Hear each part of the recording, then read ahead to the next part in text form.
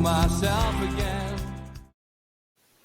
Good evening and welcome to NUFC Matters. It is the Fab Four. It's a pre-record for tonight because everybody will want to watch the show a little bit earlier, I guess, before going out to the Leeds game. So I thought we'd do it a little bit earlier. As if you watched the retro show, you'll know that Steve Hastie's having a couple of weeks off, just a much-needed rest. Steve's not really had a break since the start of COVID, and I think everything's catching up on him a little bit and just needs that little bit of time off. So he'll be back fighting on all fronts. We've had a good chat with him today, a few messages exchanged, and it gives us an opportunity to bring a different face to the table tonight. And here he is. I've got to keep it for lookalikes. Stu, all right, mate. How you doing? Stu Hastie joins us tonight, which is Hello, is great. son. How are we doing, mate? You all right? And Keith, I just want to say, I mean, there's a slight delay on your voice, but you're on your holidays. You've just come off the sun lounger, 34 degrees where you are. That's commitment, mate. I don't think I've got the best signal in the world, so if I fizz in and out, it's just because I'm sat in the room just trying to Yeah, no worries, Keith. All right, mate. It keeps dipping in and out, mate. So we'll see how it goes throughout the show. No worries. All right, Mitch. Where do we start? I guess we start with Steve Bruce, and obviously Steve Bruce has been through the mill, shall we say? The press conference after Manchester United, where Newcastle, although they gave a good account of themselves in the first half, collapsed like the proverbial pack of cards in the second half. He came out and decided to blame all the problems at Newcastle at the Chronicles' door. Yeah, I mean, he's not very good at this, really, is he? At the end of the day, he just comes across as not smart enough on his feet. He seems to get very easily riled if you push certain buttons with him. And it's quite clear to me that that's what Lee Ryder did as well. You know, the counterpoint that to start the questioning with, the fans say, and knowing fine well that's something that's going to get a reaction for him. The other thing that does for the Chronicle themselves have had some stick from the fans of late. And it certainly puts them in a position again where they say, look, we're with you, we're fighting for you. And I have to say, though, if you talk to someone like Gibbo, he would tell you historically, the minute you fall out of the Chronicle, that's usually you're close to the end. But it's a curiously reacted in such a bad way. And then the press conference today, again, doesn't help himself when he comes out with what he sees as facts, and that very easily and provably wrong. Along the lines of when he was saying we'd won 3 in a row when we hadn't. He'd forgot all about the loss we had in the middle. When he comes out and says there's only 5 teams scored more, blah, blah, blah. That's just rubbish. It's just rubbish, and provably rubbish. So what's he trying to do? Who's he trying to kid? Himself? His employers? Who's he trying to curry favour with there? It's just a nonsense, and he comes across really like an idiot. And it's more frustrating than ever, given we know the situation we're in. And he's the personification of that meme with the dog in the cafe that's on fire with a cup of tea saying everything's fine. Because the last thing it is fine. It's a real nonsense. I mean, today in his press conference, today being Thursday, of course, which was via Zoom, as all press conferences are, just give you a little recap, Mitch. He says, look, it's always difficult when he's talking about the Bruce out chant. I would be sick if I said I quite enjoyed it. It's difficult. The frustration's like any other Premier League club or any other Football League club. If you don't get results, then ultimately the manager, head coach, whatever I am, bears the brunt. Doesn't even know what he is. That's what it is. Yeah. So I have to accept that results haven't been good enough. What the disappointment was, we played very well at a difficult place last week. As difficult as it was going to get, we played very well and didn't get anything out of the game, which was the frustration. It's not all about me. I'm here only to do what I think is best for the club, and that is to manage it as best I can and keep us moving along. It's for other people to answer that questions about his future, of course. I will continue to do my best. I'm never going to walk away from the challenge of it. That's for sure. You're asking the wrong person. Asked whether he would consider his position if the abuse he received became detrimental to the team. Well, then you start looking at yourself, of course, but knowing the way I am, it's not in my nature to walk away from something when we're in a fight. Oh, it's too difficult, so I'm going to walk away. That doesn't really register with me. He also said, do you not think I want better players? Do you not think I want a better squad to choose from? Do you not think I want the ability to compete at the top end of the transfer market? It's not possible. So I have to accept it and get on with my job as best I can at this moment. There's the frustration for everybody concerned, and I'm the same. In these difficult moments, I hope my experience of being in a long term, in it a long time, can steer us along the path. It's not great, I understand that, but that's where we are. The challenge at the minute is just ticking along and making sure that the club stays where it is and we maintain our Premier League position and status. I know for a lot of people we should be better than that, but that's where we are at the moment, and we have been for a while. That is everybody's frustration. I want Newcastle to be at the top of the Premier League, and that is the frustration there. But I don't think about it.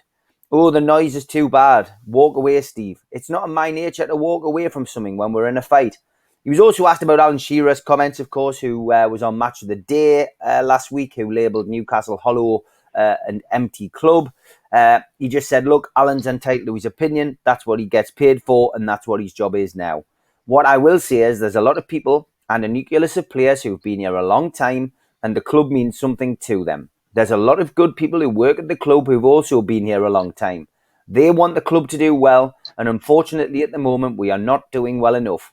All Newcastle fans want to see is their team competing at the top of the table like they did 20 years ago. Unfortunately, at this particular moment, we're not there. So there is the frustration for everybody concerned. My job is to keep us, and I knew this was going to be difficult, on an even keel, try and get on with the job and move the club forward as best I can, which is very, very difficult, of course. So in a nutshell, the word frustration was used at least 5 times along the way there. Clearly frustrated, Mitch, but more or less saying that he's not going to quit. And that's it. His back's against the wall. He's come out fighting. There's some very thinly veiled things you could read in there. He's hinting, and if anybody could have followed that up, at a disagreement between himself and the owner and the managing director about bringing players in, which is quite the opposite of what the club statement said. And we know he's had more than one bust up with Charnley. Information from inside the club tells us he's lost the plot with Charnley twice. Once after the transfer window and once after the game at Man United on the training ground. We know this. We also know from what he's saying there, it's another gauntlet thrown down that says, well, I'm not going anywhere, sack it. Gives me compensation, sack it.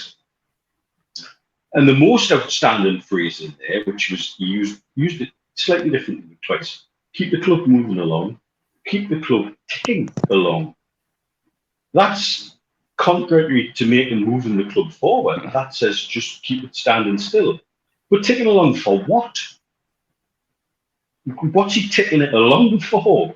This is quite, in there, if you want to read what he's saying, because he's not clever enough to hide it very well. It sounds to me like he's hinting at something. But what? What are you keeping this ticking along for? Keeping it ticking along is a weird expression for a manager of a football club. If he says he wants in the next breath to take the club forward and to be back fighting at the top of the league as the manager, to then say, well, we've got to keep ticking along, and that's the situation at the moment. Very weird. The more I've seen it very briefly in this, when you've read it out there, it's the first time I've heard it read out in full. And my brain's now going, because there's things in there, if I spent another couple of hours picking over that, I'd probably just second even further. Yeah, you could. Okay, Stu, it's it's not Newcastle United season if we don't have turmoil, is it really? And this season is no different. Steve Bruce is the man in the hot seat. I don't know whether he's dug himself a bigger hole or whether he's managed to get a bit of the soil back in and he's managed to climb up a little bit further. what's your take on the week that was for Steve Bruce? Well, the first game I want to talk about is Newcastle in 19... Wrong show. No, sorry. No, seriously, when you read that out, that's the first time I've had, same as Mitch, been able to listen to it. And the phrase that came up in my head when you were reading out his little speech there was his rhetoric's changed so much, so many times over the last 2 and a bit years.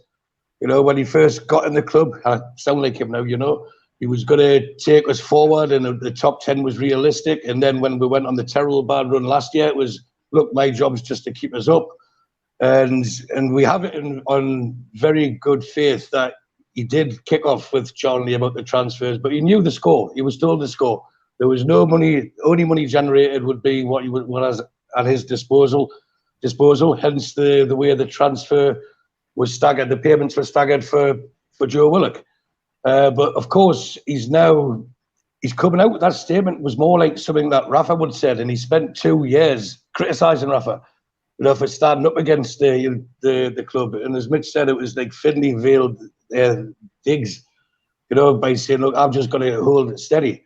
Now, in one of these arguments he's had with Charlie, he demanded, this is again just what I've been told, he was demanded to see Mike Ashley, who gave him the courtesy of coming to visit him.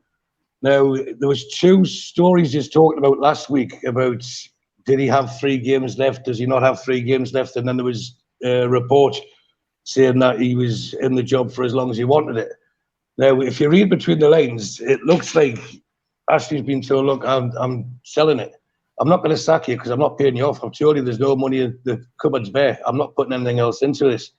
So do your job, stop complaining, and try and impress whoever may come in. And you can tell, you can sense, I mean, he used the word frustration a lot in his speech there, but you can sense his frustration.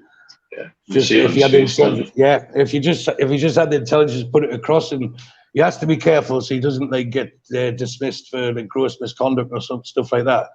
But he's now, when he mentioned I think it was after the Sheffield United game last season, the gloves are off. It seems like the gloves are off with those who pay his salary now, you know, rather than the gloves are off with the fans. But and he's the other thing you mentioned as well, people, isn't he? The other thing you mentioned in there, Stu, was he talks about players who've been there a long time. Then there's another little dig at the squad management and another little dig at the lack of new bodies coming in. You're right. He's now, I suspect, in a mindset, right, okay, I'm just going to make very thinly veiled digs at the ownership and how they've handled everything because I'm on a high enough. Yeah, but Rich, I read something this week that he's had more time game-wise than I think 5 of the last 7 managers. And he keeps, again, having these thinly veiled digs at the previous manager. And that was his squad. No, he just got that squad to play for them. But they've moved on. And you've got players, he can't complain about them when we all know who his favourites are. And his favourites were the ones that they inherited. You know, so and as soon as Shelby comes back, if he's still in charge, he'll give him a game straight away. So it's hard, but he's pissed on his own chips, for want of a better phrase. You know, he's now crying wolf about it, but it's too late. You know, he's picked fights with too many wrong people. He's criticised the fans, and now he's criticising the Chronicle, who the fans have been criticising. You know, he could have actually got the fans on side, but instead he's rounded on the wrong people, and it's just, by all intents and purposes, he's meant to be a really sound fella, and he is trying to fight his cause, but he's fighting it in the wrong way. And really, you should only try and win the battles that you can win. And he seems to be taking on the wrong people constantly. And now he's just left in a limbo, and he now wants to win to the media, and he wants to blame the media, and he doesn't want to do live press conferences, but he'll pick and choose who he interviews so he can criticise when he chooses to. You know, it's absurd how it's going on. It's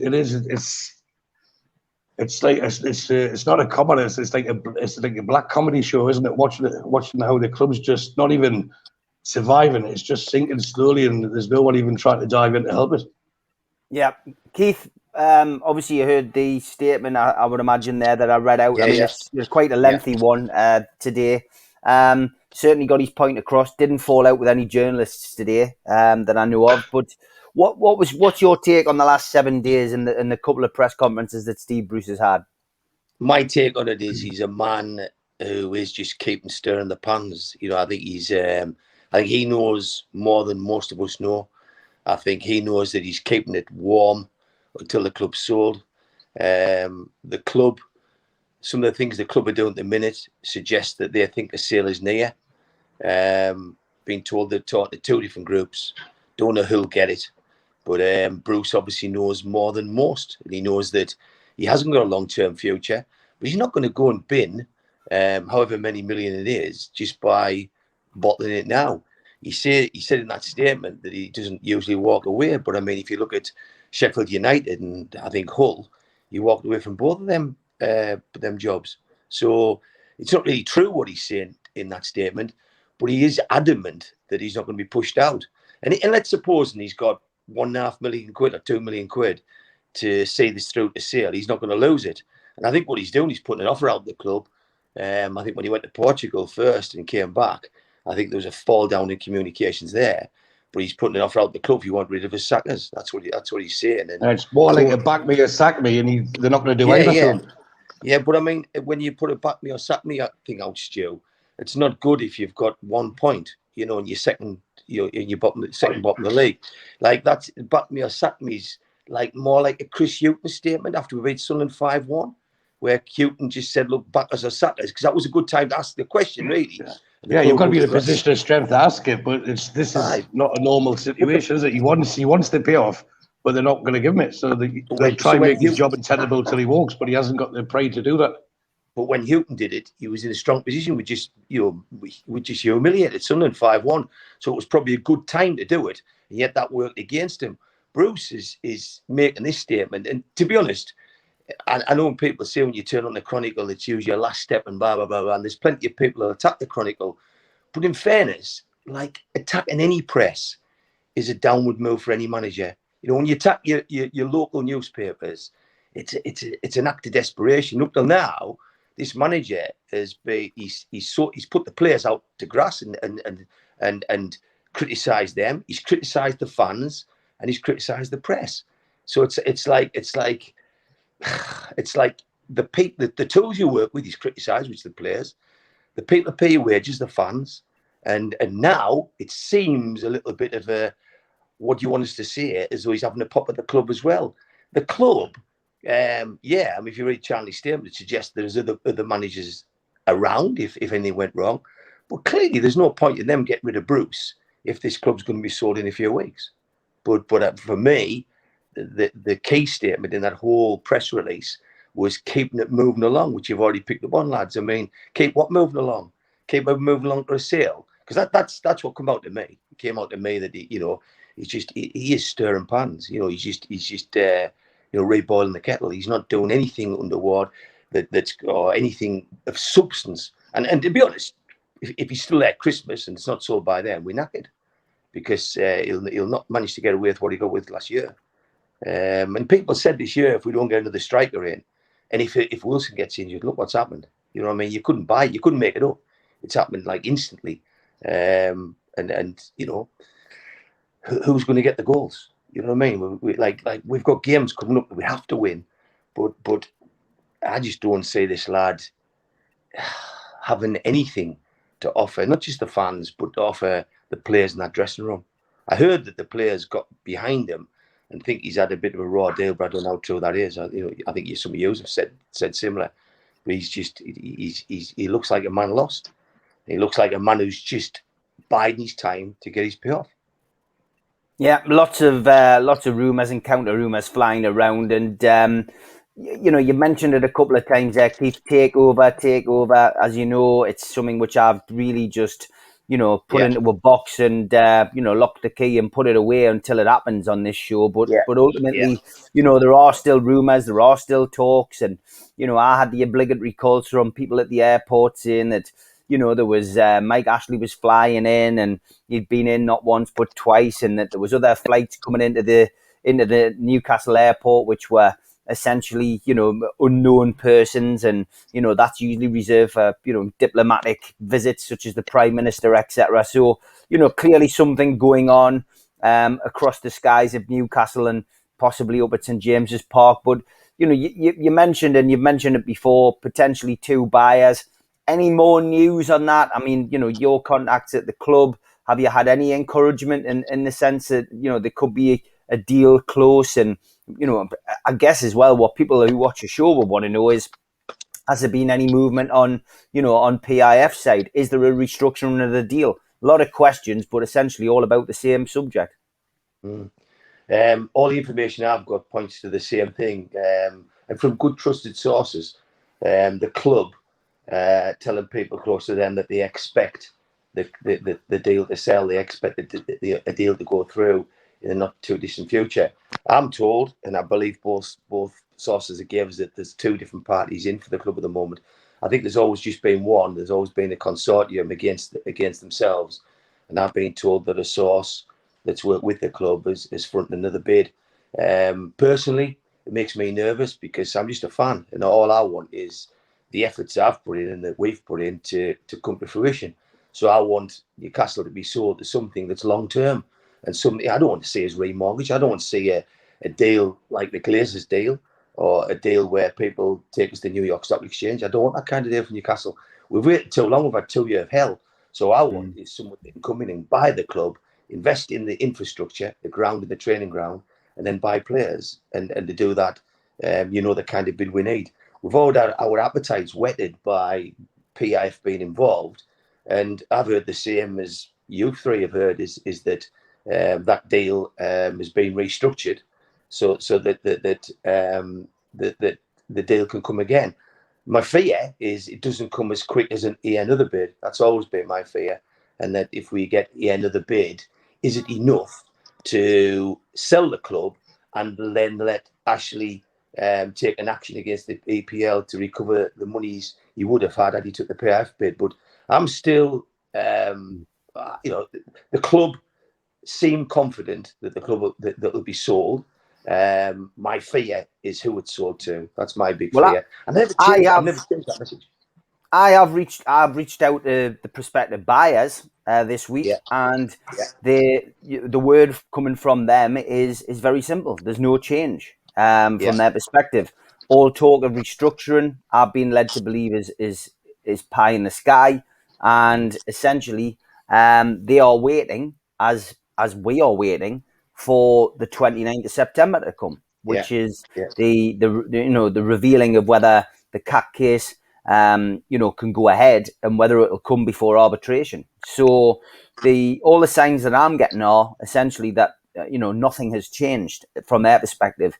They certainly don't feel the PIF will be doing anything behind the back because of the situation that they are in. Proud nation, certainly wouldn't want to get a reputation for going and doing things behind people's backs. Unlike the Americans with their submarine deal this week, but.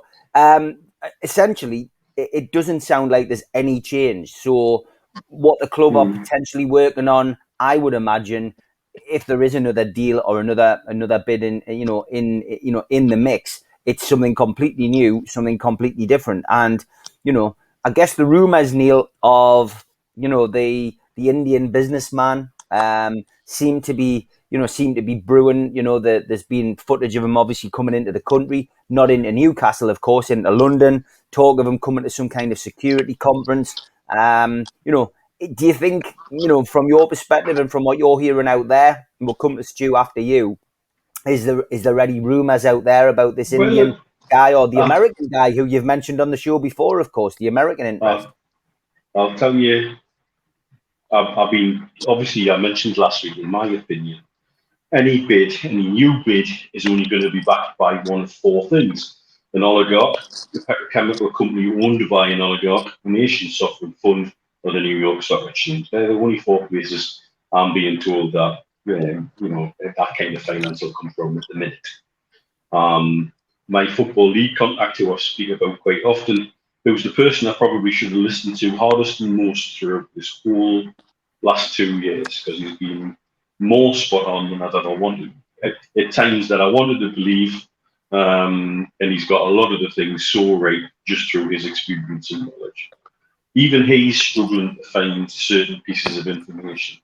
all he keeps saying to me is, there's something happening, Mitch, but I really can't get to the bottom.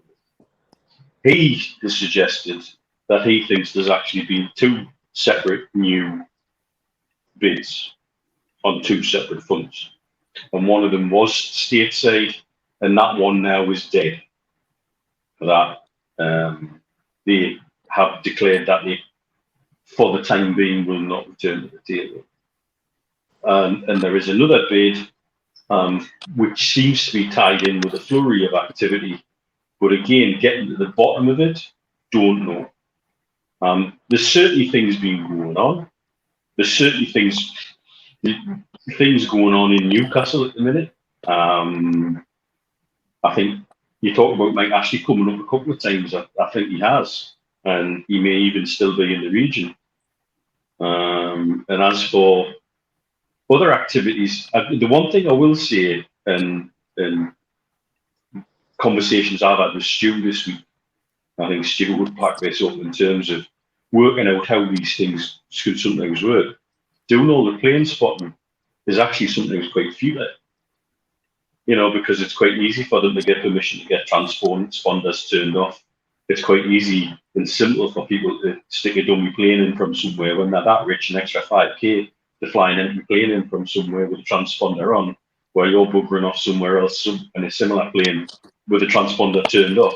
It's actually sometimes worth your while to keep it quiet, keep a deal working. So it's far more convoluted than you seem to think, because like you, Steve, I've had messages from the airport saying, hey, there's something going on here, but we don't know what it is. Yeah, Stu, I mean, obviously, you're in the Middle East as well. From your perspective, have you picked up anything? I mean, we all speak to different contacts. Is there anything that you've picked up over the last 7 days? Oh, yeah, I speak not about Newcastle, but I speak to Saudi people every day, practically every hour. So I've got a better insight than most on how they deal business, how they do business, etc., etc. Now, there is talk of a restructure. That's not speaking to someone in Saudi. This is what I'm hearing from within Newcastle, within the club itself, with a restructure with Ambani, who I'm led to believe is in Newcastle. Now, if you look at how big business is run, he is the angel on top of the Christmas tree.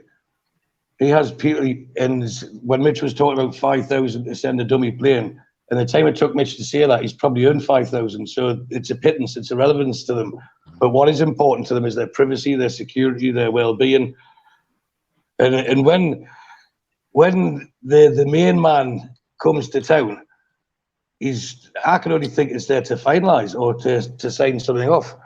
And whether it's in partnership, because as we know, there's a link to PIF there, whether it's in partnership with them or without them, or he's taking the lead from them, a restructure is something that the Premier League would want, because I think we're all in agreement the Premier League don't want, at the end of this month, the cat case to be given the go-ahead, knowing when it does play out, what will expose them.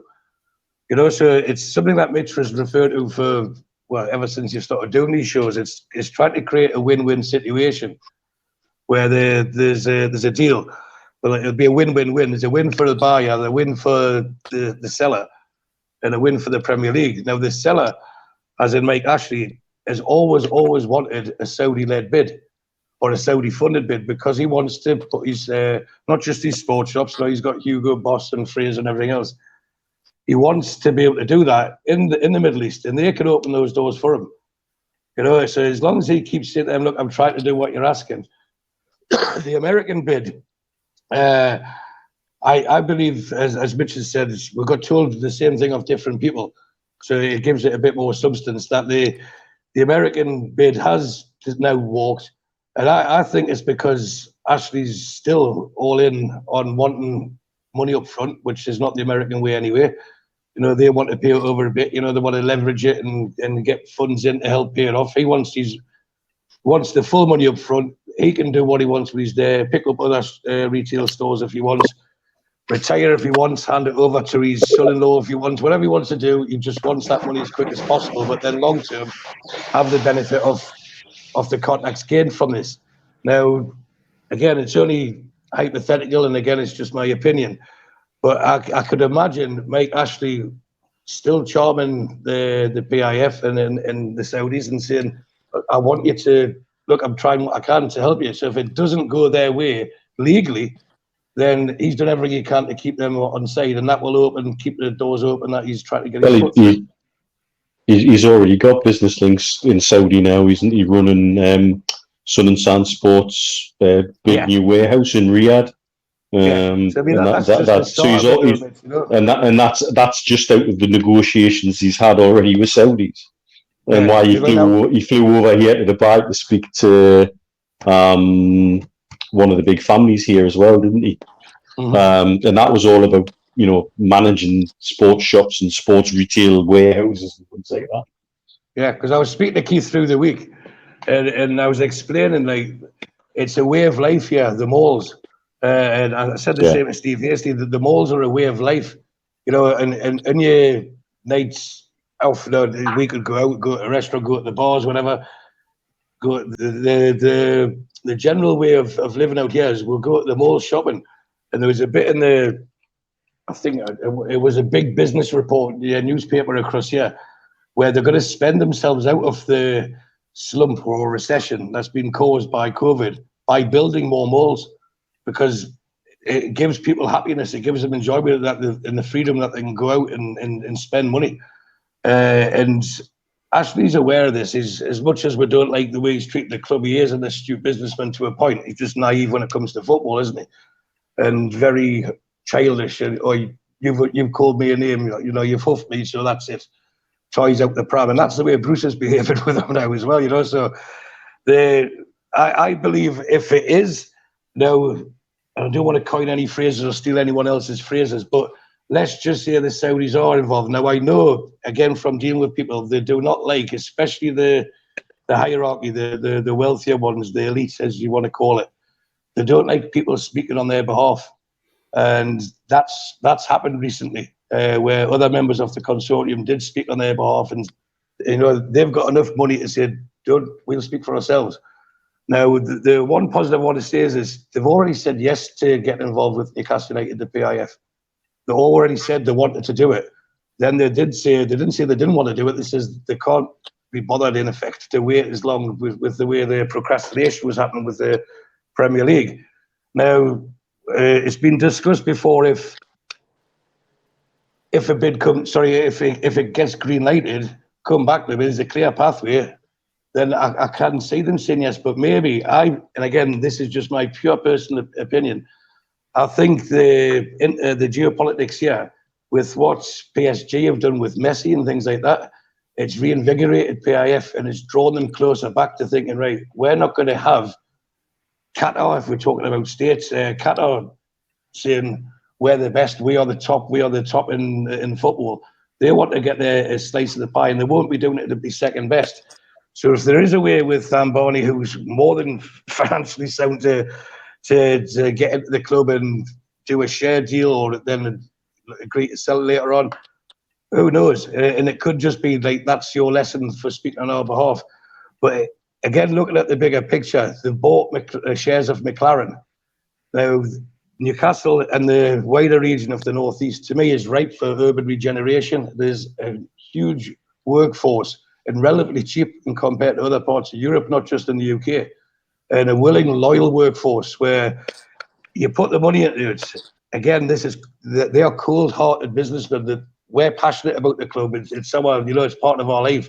They look at fact sheets and figures and say, how can we make money out of this along the way? I wouldn't be surprised. Now, this is going to be a wild claim, and I'll probably get loads of stick for it. If let's just say there is a bid that goes in and it gets accepted, which I think the Premier League would be happy to, and say, look, okay, it's changed, we're happy to wave that through. To start putting money in, the one thing I want to say is I can see them building a Formula One track in the Northeast by using McLaren's base there and really putting the place on the map, making it a tourist destination, because long term they're going to get the financial benefit of it anyway, and they do think long term. They're not just in it for let's buy it today and sell it as quick as we can, like the Glazers try to do, or Fenway Sports when they took over Liverpool. They try to sell it as a quick book. These are, and we keep repeating about 2030 vision. They're up for it and they want to be the best. So hopefully, and again, I'm sure all our preferred bids are the original PIF, PCP, and Rubens Consortium. But I don't think that there is going to be an American buyer. And again, from what I'm hearing, it's just there's one bid in town. There's one bid that's excited to make Ashley enough to spend all week in Newcastle and to get here through different means so you can't be traced. And other people get here through different means so they can't be traced. And if the main men are here talking, then to me it's got to be close to being finalised. That's just my pure opinion. On my side, Steve, like you're all waiting for the court case coming, which is obviously for jurisdiction. And all that's going to do is going to say whether the cat case can run. Remember, I started that case, so I've got more vested interest in that because I want to see the case run, because I want to see what that'll do to the Premier League and the cartel if it runs. So from a personal, selfish point of view, I would like that to run. That's why I'd hoped that other people would have joined the bid, like buyers. But right now, what's going against that is I'm hearing from sound sources that the club are confident the club's going to be sold. So that reinforces what Stuart's just said, that is there another restructured bid? I can't argue with that. And I've heard from 2 or 3 different people who I trust that things are taking a step up. And I think the bid that doesn't get it is saying it will be sold and one of us will get it. I think the new bidders that's come in aren't confident of getting it. I think they think it's going, and I hope that's the case, because I don't want an American bid. I don't want to waste 2 years on Newcastle to see it remortgaged. Which you don't think it's a smokescreen, Keith? This Lambias-led one, where it's just to push the other one along the road a little bit. It isn't because Lambias, as in Derek Lambias, of course, which former chief executive of this parish. The rumours flying around are that he could potentially be involved. The story I got is it's not his money that he's fronting the bid, but he has contacted people that used to work at the club. He's got a confidence that if he doesn't get it, it'll be sold very soon. So he's not saying we will definitely get it. He's saying it'll be sold soon to either a bid he's got or a new buyer. When you talk to Steve Wraith, and like he's obviously spoken to the consortium, and they're saying, nothing's happening until 29th. We'll see what happens with that case. And then you listen to what Stuart Penman's just said. There's truth in both, and that's a bit of the worry, is that I think PIF do speak for themselves, and I think they are capable of standing up and speaking out loud.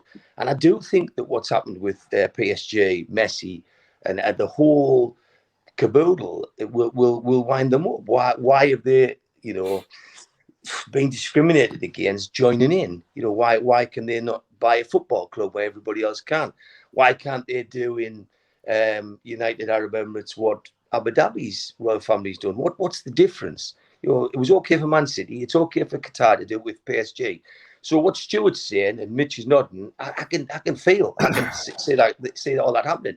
However, it goes against the bit where, like what Steve Ray's saying, is that the consortium is sitting waiting for the 29th. The 29th is going to tell us so much, because what it's going to do, it's going to tell us straight after.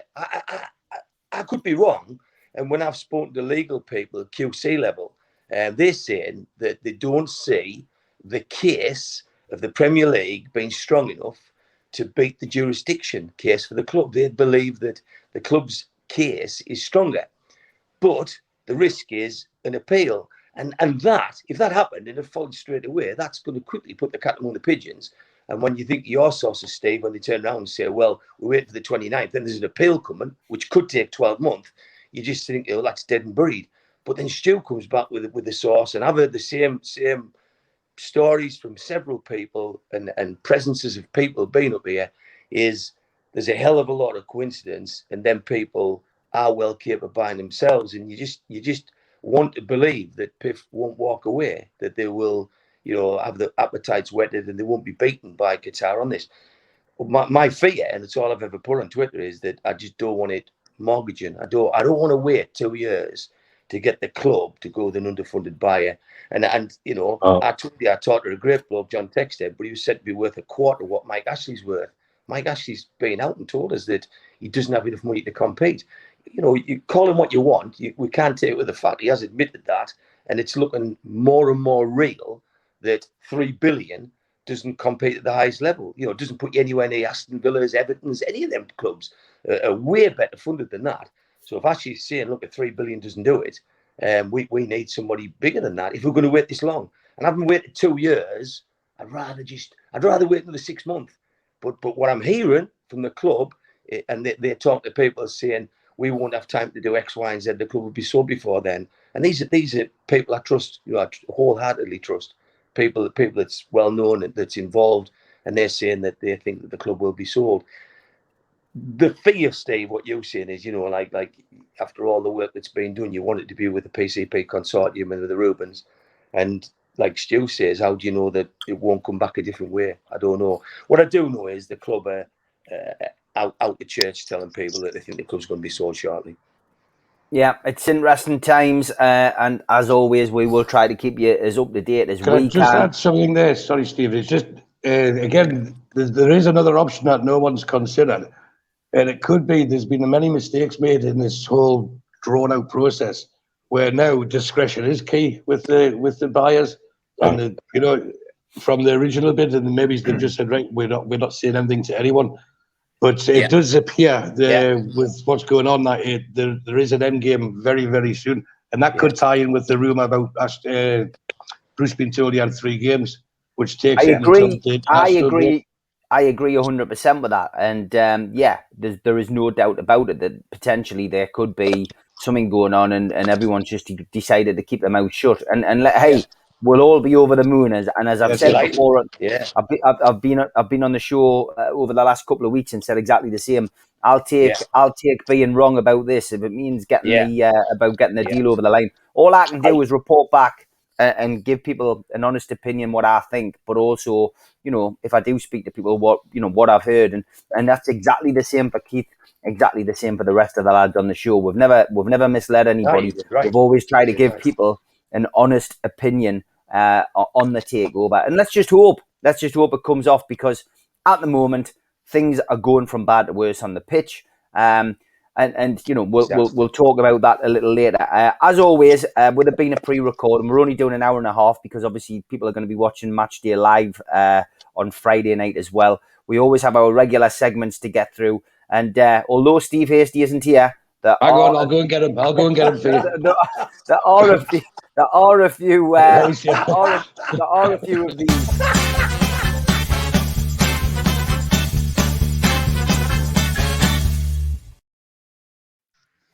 I hear them to miss out. Great stuff, as always. See, you laughed when the Christmas tree got put up early, but it come in handy. Great stuff, plenty to get through as always, and a few late additions. This one was from Elaine. How it started, how it's going. Thanks for that one, Elaine. Very, very good. I'm sure Steve will be having a laugh on his sick bed with these. This one was from Wayne Bennett. Catherine Tate's nan, look alike for Friday night. Steve Hasty. Sorry, pal. Sorry, mate. Poor bugger. I like this one from Jonathan. He says, I for one think that Steve Bruce looks like Mr. Potter from Phoenix Knights. Brian Potter, yeah. Yeah, Brian Potter, which I thought was a good one. I did see a little bit of a Twitter argument over this one, but I think it's a great one, Jason. Mitch and Keith. I'll be great shape in the middle, lads. Honestly, I ripped the shreds. You're looking good there. Like, that'll be you after your holiday, mate. Definitely. This one was sent in by Andy. He says, this is Barry the Mac and Glendinning. Says he's got a canny resemblance to Mitch. And he says, is that Steve Hasty on his lap? Did like that one. We've got a few more as well. Bear with us whilst I get back up to the top end. And we'll come to the creme de la creme. Okay, starting with this one. This was from Alan McKenzie. Big Al consoling Bez after the Happy Mondays star exits Celebrity MasterChef, comparing Rob Lee to Bez from the Happy Mondays. Similar. No, it was a good one. It wasn't too bad, that. We had this one. This is from Andy Anderson. He says, "Hi, mate. For the show on Friday, I'd like to recommend my twin brother for a lookalike for his birthday. He clearly looks like some wrestler, as you know, guys. Apart from Big Daddy and Giant wrestler. I am not up to date with modern day wrestling. I do apologise, but yes, there you go, Andy, and I hope he has a great birthday. This one, Albert, as we know, Albert's just a regular on lookalike, and as you know, Albert just sits and cut and pastes and puts wigs on Steve Hasty. It's not actually about lookalikes. It's just about making Steve Hasty look as daft as possible, which of course Keith thoroughly enjoys. He then sent us this one. Steve Hasty is Julia Roberts. I'm laughing at Keith, not at the picture. I know. Understudy in Pretty Woman. I'm not really sure why. I mean, Albert, you spend a hell of a lot of time doing this. Albert. Well, I do, yeah. Albert, lad. Keep it going, son. This one was from Jacob. He says, "It's all smoke and mirrors at Newcastle." Here, Steve Bruce on the drums at supporting Tom Jones, which it's not the greatest of pictures, but I can see where you were coming from, mate. So thanks for submitting it. And we'll come down to the top three. First and foremost, this one from Brendan. Twins. Wow, what a bitch. What a bitch. Yeah, I can see it. I think it was Terrible. the smile. Shocking, Brendan, lad. It was the smile there, Brendan. Ian Hull sent this one in. Toon lookalike, the Toon tipster and Vernon Dursley from Harry Potter, which was a good one. And the winner this week is this one from Wayne Bennett. Mahatma Gandhi and Keith Patterson. Who's that? Mahatma Gandhi. Yes, Gandhi. A And nice I thought that was brother Goosey. I thought that was a good win because obviously you'll have your flip flops on this weekend, mate. So there was only one winner really with Gandhi, but keep them coming in. Send them to me. Send them to Mitch. Send them to Keith. Send them to Steve. Send them to Stu. Toon lookalikes, and we'll get through as many as we can next week. Thanks for sending us them in.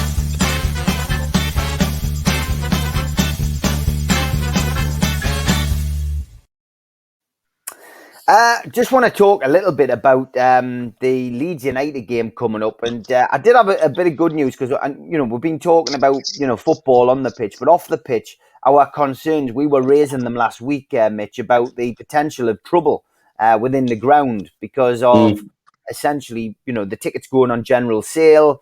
We know there's a protest being planned. I mean, I've seen it supported and I've seen it ridiculed in an equal measure on social media this week. Paper aeroplanes and whistles. But I've seen some people saying this is ludicrous.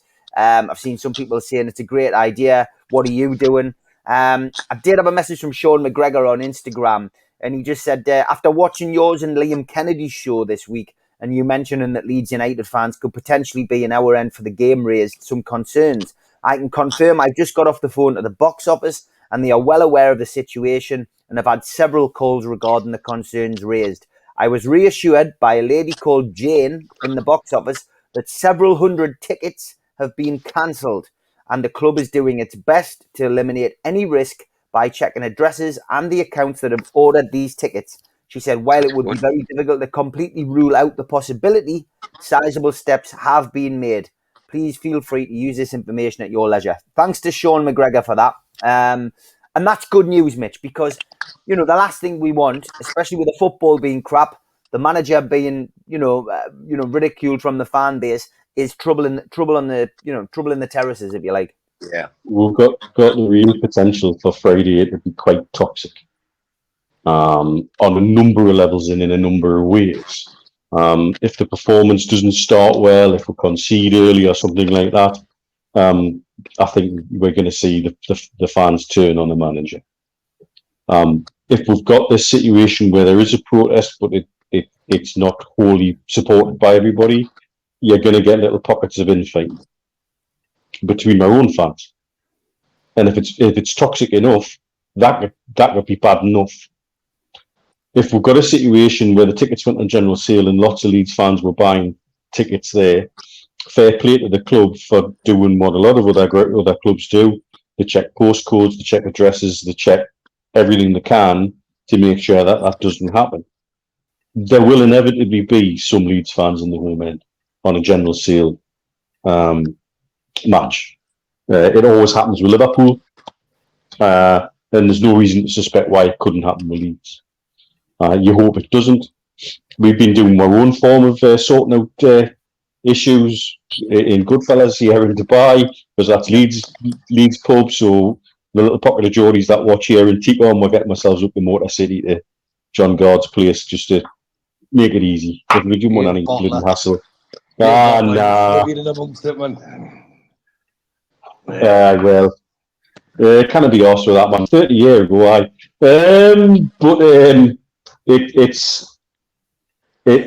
it's worrying that we've got the potential inside the ground for sort of layers of toxicity, and the last thing we need on top of it is Leeds fans in there en masse, because that would have probably been something from the past happening in the ground, and it's not what we need at this current moment in time on top of all the other problems.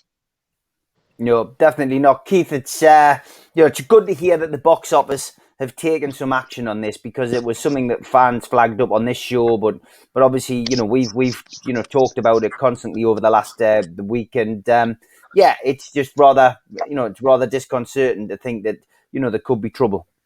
After we've done a couple of shows where people send photographs in the state of the ground and things that's wrong, and it's refreshing to hear some positive come out where they're saying they are going to try and prevent trouble, hassle, skirmishes, friction, you know what I mean, that kind of thing, which I think Mitch is touching on.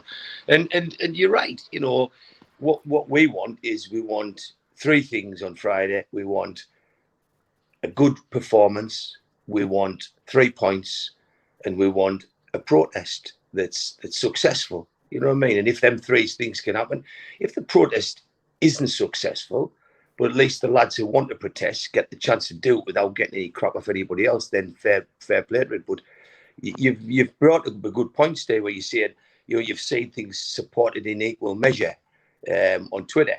But in fairness, Steve, very little goes on Twitter without getting the naysayers brigade knocking it. So even if it was the best protest in the world, you'll still get people pouring scorn on it. And for me, if there's lads out there that want to protest and they do it in a good, orderly manner, and it's effective, then let them do it. You know what I mean? But I personally, I mean, I'm aware, as you know, but I see, I'll be watching the match, but I feel that something is going to kick off on Friday night. I just talk to a few people, you just get the impression that there will be a presence of discontent about the Premier League. And if that protest is successful, then good on the people who's done it. But I think if the people who's doing it take too much notice of what goes up on Twitter, it will stop anybody in the tracks. Because I'll tell you what, I'd be worried if somebody was doing a protest and everybody on Twitter said, "Yeah, brilliant," because it just doesn't happen. You've got some people out there that just feel they've got to knock things for the sake of knocking things. But it's an awful fixture. I mean, you talk about, I know you have Furriel Mags on a lot, Steve, on the show, and they watch this. There's actually a supporters group in Furriel of Leeds people. You know what I mean? That Leeds are well supported in Durham areas. They've got a lot of pockets of supporters, and there's a lot of them won't get the following out of Elland Road, so they will come up and buy a ticket in the away end. They'll be Leeds fans, and they'll probably wear colours, and Leeds have gone through it over the years. They might be supportive. They might stand and applaud a protest. But I think the main thing is that Friday night's got it all written all over, hasn't it? Because when do we start? Well, Leeds have been a bogey team. We've had our. I mean, Leeds last season looked much better organised and ready for this kind of fixture than us. And Leeds need points like we do. We both down the bottom in the brown stuff. So, I think the nature of it all will be dependent on how well Newcastle start and what the results like. And I think if Newcastle start badly, I really think that this could be really toxic. Like Mitch is warning us, but I think Mitch, if we go 2-0 down against Leeds, I think there could be a war. You know what I mean? And win 3-1. How could you go 2-0 down? He's on the sangria, mate. He's on the sangria. Stu, you know what? I was just going to add a Stu, couple of things there, Steve. I was going to say, yeah, go on. You give us your views on it. The irony of it is that Keith will be watching it where he is on beIN Sports. So that I guarantee you'll be watching it on beIN Sports.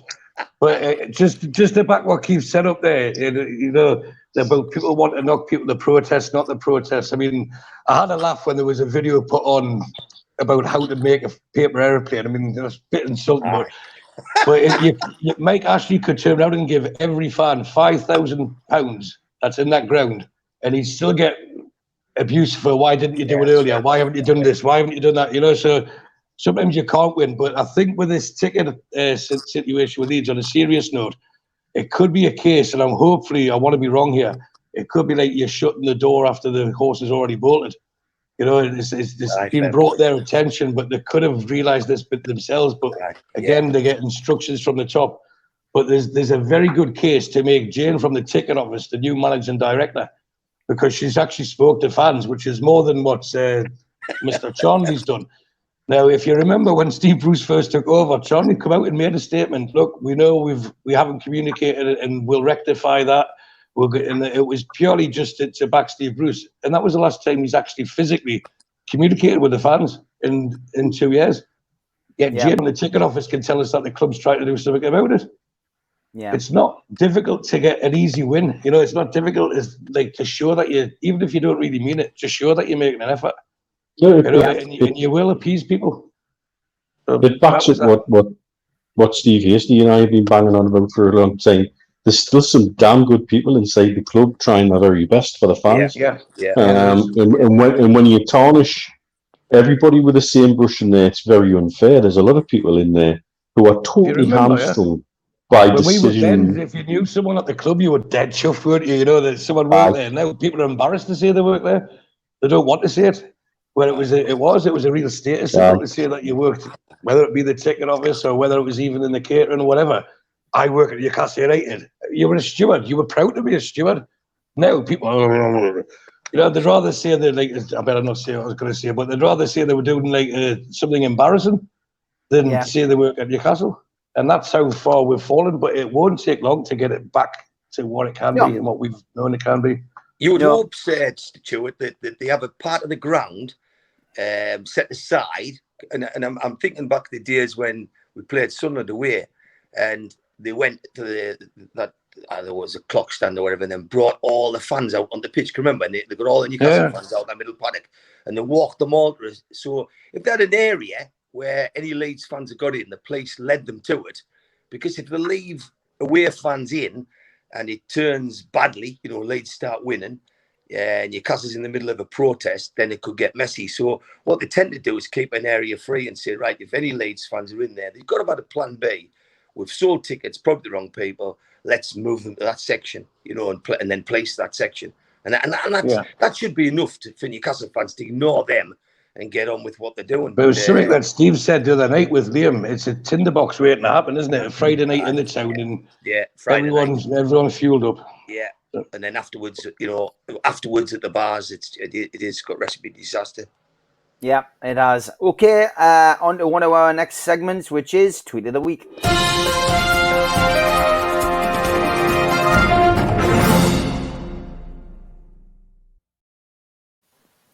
Tweet of the Week, always good to get these in as well, so please keep pushing them towards us each week, and we'll siphon through the best we can, pick up a few of ourselves. I did like this one from Albert. Steve Hasty still waiting for the cat case to start. Very good, Albert. Very good. Rafa fans, Bruce's season stats: wins 0, losses 4, undeserved holidays 1. It's an old picture, isn't it? It is. I did like it though.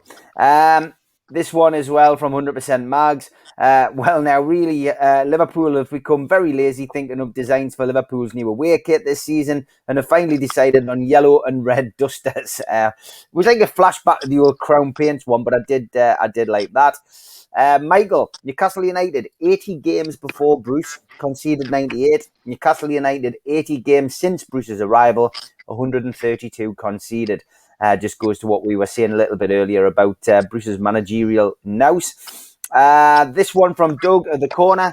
There'll be thousands of Sunday League pub team managers this morning whose team will go 4-1 down, and they'll try and change things.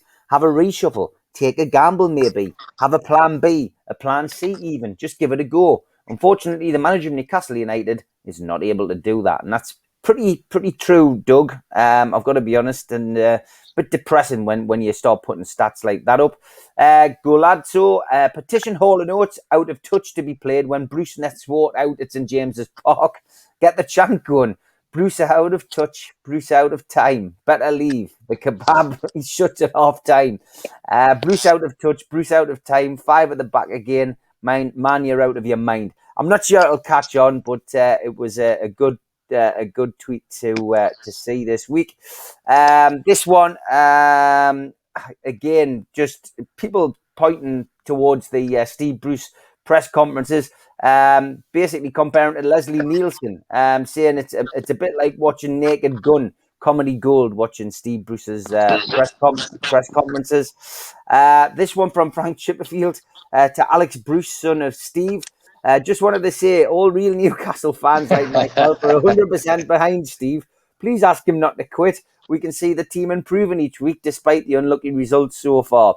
Yes, big Frank Chipper. Good wind-up account, as most of you will know.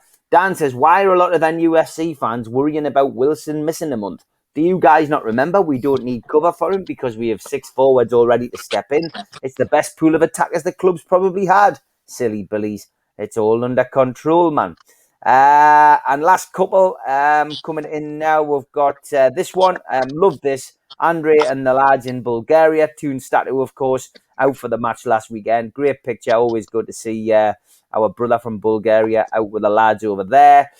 Thanks for sending this over as well. Nice to see the merch on NUFCmatters.com still going out from Q-Tech. Good to see you, and I'll see you at the Gavin Peacock night. And this one from Q-Tech. Don't know what old Etonian was drinking in the corner house today. I did like that one. He drinks in there occasionally as well.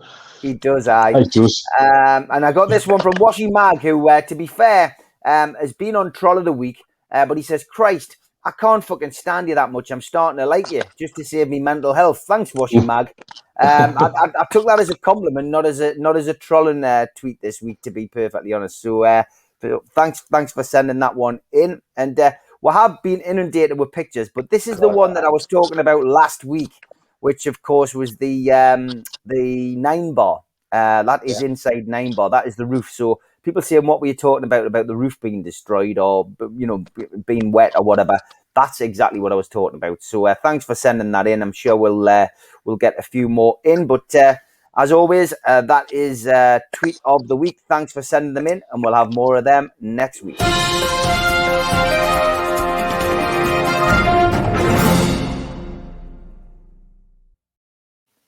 We've also had plenty of people sending in pictures the day I met, so we'll clock on with that now.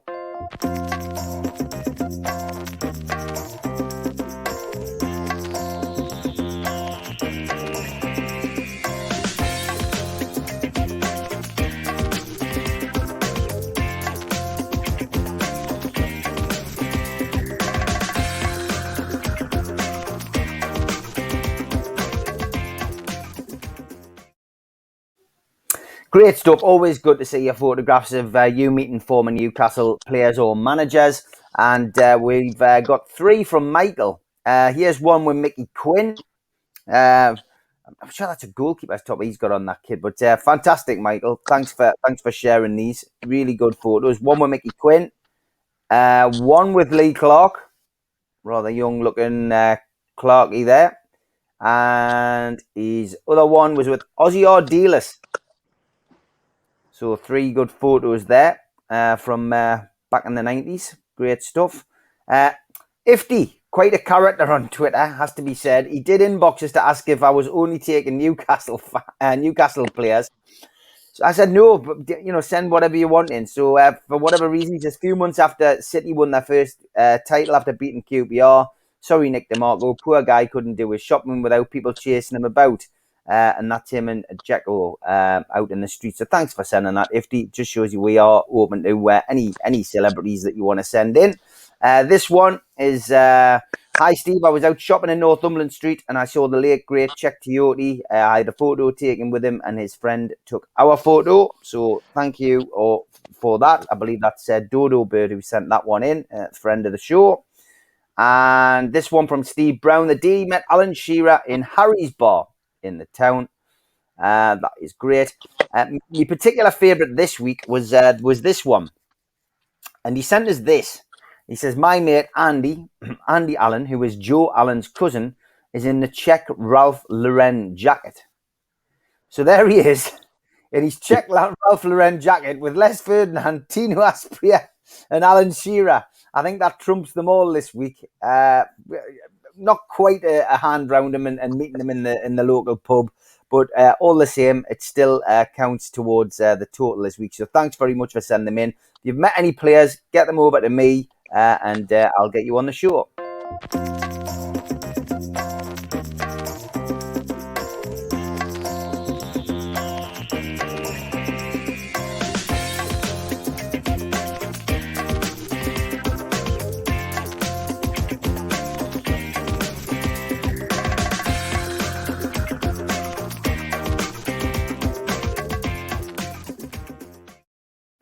Okay, we've got about 25 minutes left and no live tonight with our own Toon Tipster, but a pre-record, so here he is.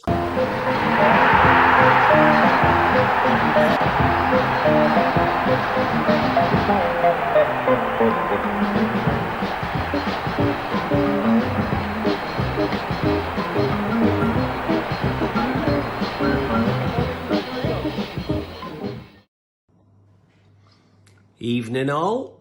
I was just about to eat me tea there. Seems to be the done thing on this podcast. Professional as ever. Anyway, here I am, still on the bench. Mind you, this week, I don't mind being on the bench if the truth be told. It means that by the time this goes out on Friday, I'll be on the lash in the greatest city in the world. I can't wait for an afternoon in Sunderland before I head up the road to St James's Park to play. How many fights will there be in the Gallagher end before half time? It's my favourite thing to do. I've had a lovely week. Texting Mr Hasty, texting Mr Mitchell. I spoke to Mr Wraith on the telephone. And I even got a lovely postcard from old Keith. He's on holiday in Clacton. Looks lovely, mate. Absolutely lovely. And I tell you what, you can't beat them Saga holidays. So you enjoy yourself, son. And just remember, if you pull that red cord, the carer will come and sort you out. Unfortunately, I've had to spend most of the week on the phone to Trading Standards. I noticed on Twitter that there was some fella advertising snidey bottles of brown ale with dodgy labels. You know who you are. I don't have to say any more. And finally, it's happened. I couldn't wait to hear it broken on this channel. Something we've been waiting months and months and months for. I'm not talking about the takeover. Finally, Jab Signature managed to get the new range out.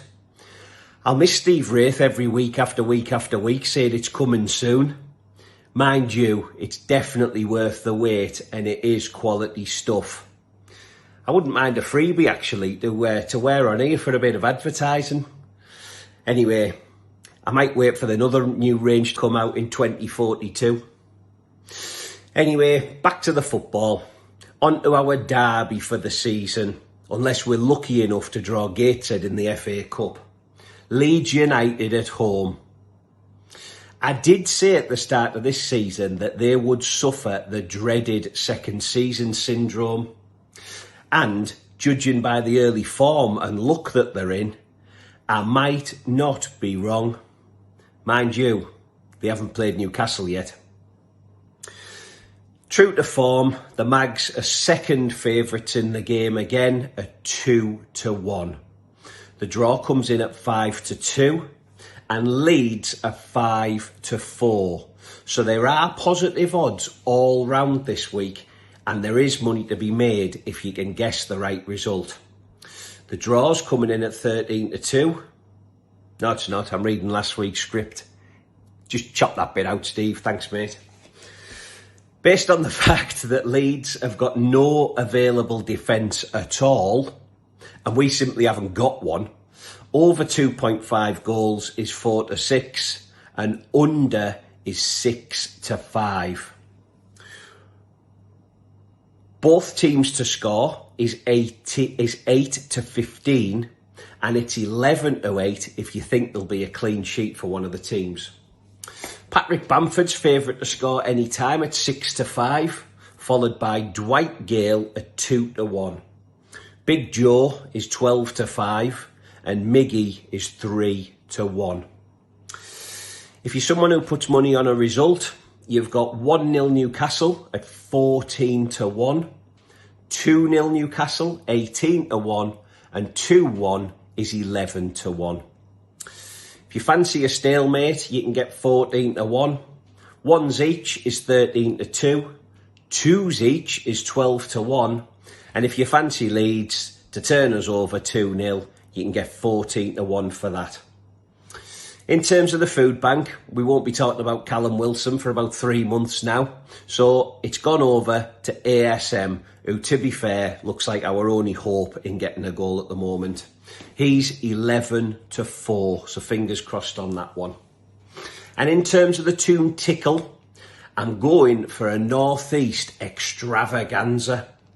Newcastle, Middlesbrough and Sunderland all to win this weekend is 10-1. And if you throw Hartlepool United in there, who are away to Oldham Athletic, you can get 26-1. I'm on it. So, please gamble safely, guys. I'll try and sort my script out for next week. Don't chase your losses. And remember, please don't get carried away with the latest takeover rumours. Everywhere you look, there seems to be little hints about what may be going on. Don't believe a word of it.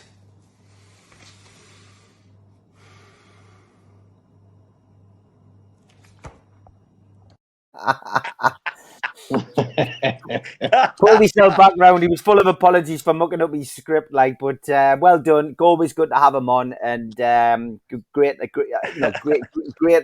bit of comedy there. But look, from Joe, the odds are there. I think the bookies are only going to win tomorrow, to be fair. But Mitch, come to you first. What's your take on that game tomorrow? Well, I think the one positive, and he's touched on it, is that they've only got one available centre-back in their entire squad going into tomorrow. So it looks like Elan's going to probably shift across from right back into centre-back, and then they're going to bring a young lad in who can play right back, he's usually a midfielder. So I think I'll be interested to see how they line up, what kind of formation Bielsa pulls out of his hat, or his bucket, shall we say. I think that's the one positive we've got. The trouble is we've got no real striker, and we're playing a Poland league. And so, I mean, it could be a humdinger, it could end up 3-3, but I doubt it. I think you're right. I think the bookies are going to be only winners tomorrow. You're just looking for something to give it a spark, and that spark is more than likely to be ASM. But it's a real concern how they can have Gale as 2-1. We know fine well he's not going to start. I'd be amazed if Bruce starts him. Right, was that a score any time? Any time in the season. It's not Joe Linton. It should be 10-1. for me, out of the Man U game, I hope the hell Mankillo gets another start, because I think he was one of the bright spots to come out of that game. I agree. They said today he's available in the press conference. The only ones we're missing are Shelby and Wilson. But you're right, he was doubtful earlier in the week. And I think it would be a shame for him to be taken out, because he was genuinely one of the bright spots of that performance, and he took his goal well. And so, is it time to think about ditching the five at the back? But I don't think Bruce seems to now know any other way to work it. And it's the frustration is clear. I'm frustrated about it. I just hope we can sneak something, because we really do need a win. We need 3 points quite badly. And if we can't get it from this Leeds side who aren't playing well and are missing defenders left, right and centre, then it's going to be a hell of a long season from him. Yeah, Keith, I presume you'll be watching it in some bar, or maybe even just watching it in the apartment, whatever. But it's it's going to be an interesting game tomorrow. I mean, Leeds come and attack. Newcastle went with that philosophy to shut up shop last week. They did have a go in the start of the second half. Obviously, got the equaliser, but it's I just, despite the problems at the back for Leeds will come to get their points, and I think it's going to be it'll be a humdinger. But what's your thoughts? I think it'll be blood and thunder. It makes why we didn't go for Rondon a crazy situation now when you think about it. Like, why on earth that lad wasn't on there? If Rondon was playing on Friday night, I'd have fancied us to get the points. That's the difference. And we could have got him in for now. But great. Potential protest, fans in the away end. They've got no centre halves. We've got no forwards. It doesn't beg a belief. It like you think yourself, what's going to happen? But I'm fancying like a 2-2. That's what I'm fancying. I'm fancying because I think more because of the home side. I think Mankill's in there. He's got to play. Had a cracking game against Man United, so you've got to play him. But I don't know. I just like when people sit there and talk about Shelby's and people like that. I just think you forget about the Dwight Gales. You've got to put attacking people on of the ilk of Murphy's and the ilk of Longstaffs who will have a pop and have a shot, and let St. Maxim do his magic and see if he can create something. But we've got no forwards. We've got no forwards, and we're playing a team that's got a superb coach. We haven't even got we haven't got that luxury, and I fear the worst. But I'm expecting a draw. I'd love to get 3 points. I think we get 3 points here. It sends us to Watford with a lot of positivity.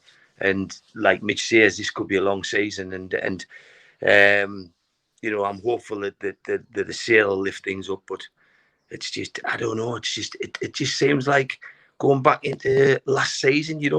Before Graham Jones come to that period when we thought, where's the win going to come from? And I used to sit there back then. And before Jones come in, I used to sit there and think, shit, will we ever get another win? And that Everton game last year was just totally out the blue. It wasn't expected, And I know we fought the Southampton game, but the Everton game was just like, shit, what's happening here?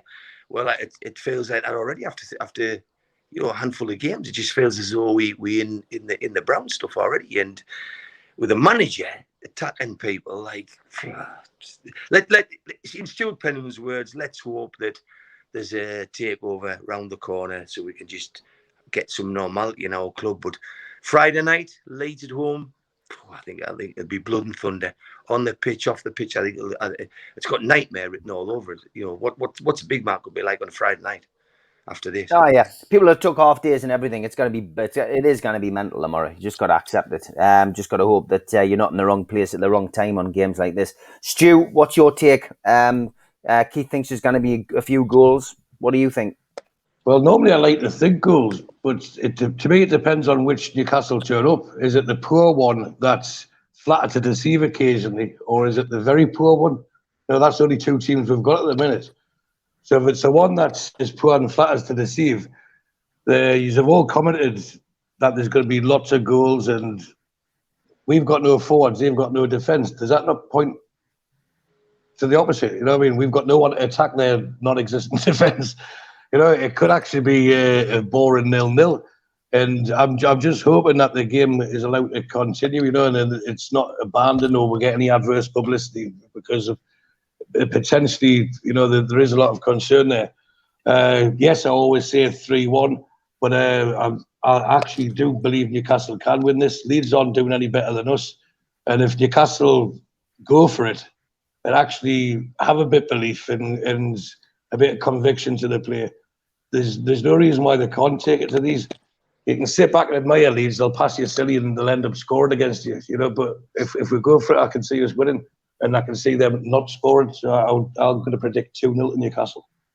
Okay, I'm going to go for a high-scoring game. I just think Newcastle, because of the luck that we've got at the moment, I think they're going to end up on the wrong end of the referees' decisions again. And I think I can see it being high-scoring. And I know that sounds daft when we're missing Callum Wilson, but Newcastle will have the bit between their teeth. But I think it could be a 3-2 to Leeds for me. But you can catch the action, match day live tonight, as it will be, because this is going out as a pre-record. Basically, Daz and the lads will be on a panel following the game. So tune in to Match Day Live with Daz and the gang. A couple of other things to talk about. The new Food Bank T-shirt is up on my Twitter page, and it is the Gallagher Pigeon who is the main focus of attention this time. All proceeds go to the food bank. It's pinned to the top. Just make your bid underneath it, and we will announce the winner as to who has won the Gallagher Pigeon T-shirt on Friday next week. And just want to shout out to Al Walid, who sent us this photo a couple of weeks ago, and I forgot to put it up, but he's finally got his NUFC Matters Cup and his cult T-shirt. Al Walid, top lad. Of course, has his own show as well. Thanks for sending that in, Al Walid. Great to see. At least the Saudi post is better than the Emirates bloody post. And the they shouldn't send it back. Yeah, absolutely mental. Yeah. What a belter. Pre-match, pre-match, I will be at the Dog and Parrot with Superback, 6 o'clock. If you are watching this early, you might get along. 6 o'clock, talking about 6:30. Malcolm will be talking for 15 minutes, just looking ahead to the game. As always, big shout out to our sponsors, Spider VPN, who've been with us for the last couple of months. Google Spider VPN, they come up at the top of your search list for all your internet security. They are the boys to trust. Also, thanks to skipsandbins.com, telephone 0800 25 45 25 3, email inquiries at skipsandbins.com, website www.skipsandbins.com, easy contract free and pay-as-you-go waste collection. Also, thanks to L&G Family Funeral Directors 0191 389 7245 for coming on board for another month. And to cutexshop.co.uk, the makers of pool tables and snooker tables in Wallsend, Newcastle, and the guys who run our website, nufcmatters.com. Jab as well, Jab Signature. You'll have heard Toon Tipster say the new range is now out. So a big thank you to them for making our flyers. But yes, check out Jab Signature. Their new boxing range is out now. First time visitor to the channel, please subscribe to Newcastle. Hit the Newcastle Legends logo, and that's it. You can subscribe for free. Hit the thumb up to like the video. Click share to your other social media, and drop into the comments to speak to like-minded Newcastle fans. We're also on podcasts, iTunes, and Spotify, and Podbean as well. All your podcast providers. If you missed the show live. And tomorrow, tonight, obviously, we've got the match day bucket. So NUFC fans, foodbank.co.uk, you can make a virtual deposit into the bucket, and you can still go into the draw for the watch, which will be drawn once the pool night is rearranged. But please, NUFC fans, foodbank.co.uk, make a virtual deposit. Every penny counts towards the food bank. And I've got a couple of events coming up, which you can buy tickets for. An evening with Gavin Peacock, of course, 29th of October. Tickets are £15. Gavin will be bringing a copy of his books, which he will be selling on the night. Also, we have our Christmas do. Over 120 tickets gone for that now in aid of the food bank. Tickets for that on sale as well at newcastlelegends.com. And that is the November the 19th. That, of course, is postponed from last year. So, as I say, 120 tickets done for that. All proceeds going to the food bank. Malcolm MacDonald is our special guest that night. and just announced an evening with Peter Beardsley, the 26th of November at the Tyneside Irish Centre. Again, just click on the shop at newcastlelegends.com and you can buy your tickets for that. Tickets for that event are £15. So plenty of choice for you, plenty of nights out, which is great. And as you know, John from QTech is, as always, giving away a prize. And no, it's actually 2 tickets for the Tottenham game for this prize. And the clues that we gave in the last couple of weeks were this: 126 career goals. So you need to write the answer to that down. That was the second clue, Roland. And tonight's clue is this: sausages. I've got an idea who that is now. Me but too. that isn't the answer, remember. We've got another picture for next week, another picture for next week. And then you have to put them together and you come up with the answer. So yes, that's starting to take shape quite nicely. Let's see how things go. Julie is in Newcastle this weekend. I hope she's having a good time. I don't think she's going to the match, but she'll still want to see this.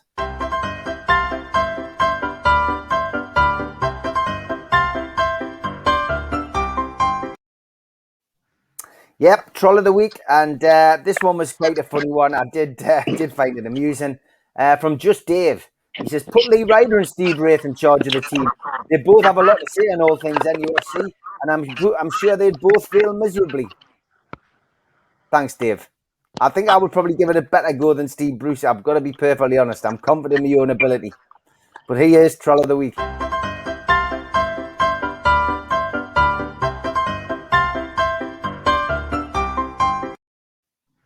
As always, great stuff, lads, and good to see you. Let's hope that next week we're talking about 3 points in the bag and the takeover being a step closer. But for now, Mitch, Keith, Stu, thanks for joining us. Take care and see you again.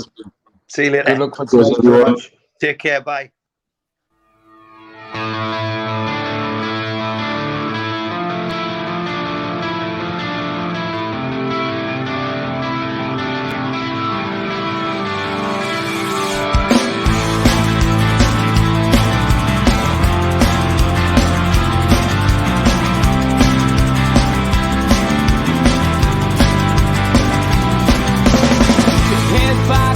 Critics attack. It feels like I've been talking to myself again.